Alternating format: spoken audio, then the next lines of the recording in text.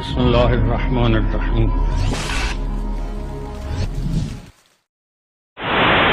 ببین چی گذشته تو این انتظار.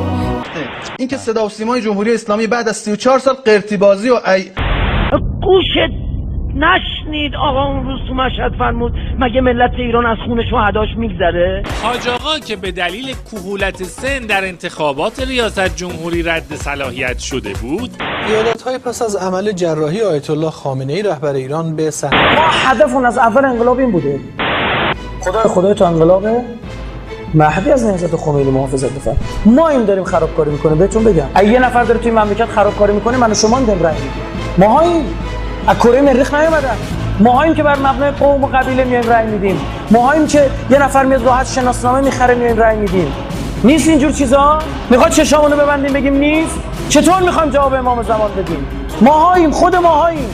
ما داریم به گن میکشیم مملکتمونو و فکر میکنیم مملکت خودمونه. غلط کردیم اینجوری فکر میکنیم.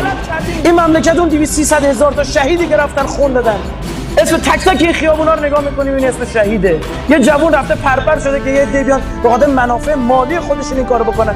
چه فرقی است بین چون این کسی و عمر سعد که سر امام حسین رو فروخت به خاطر گندمای ری؟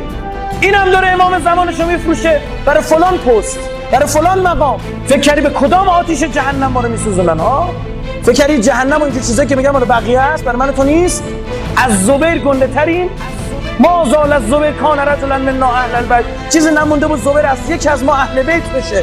امام علی میفرماد همین زبیر جهنمی شد. ما این خودمونیم.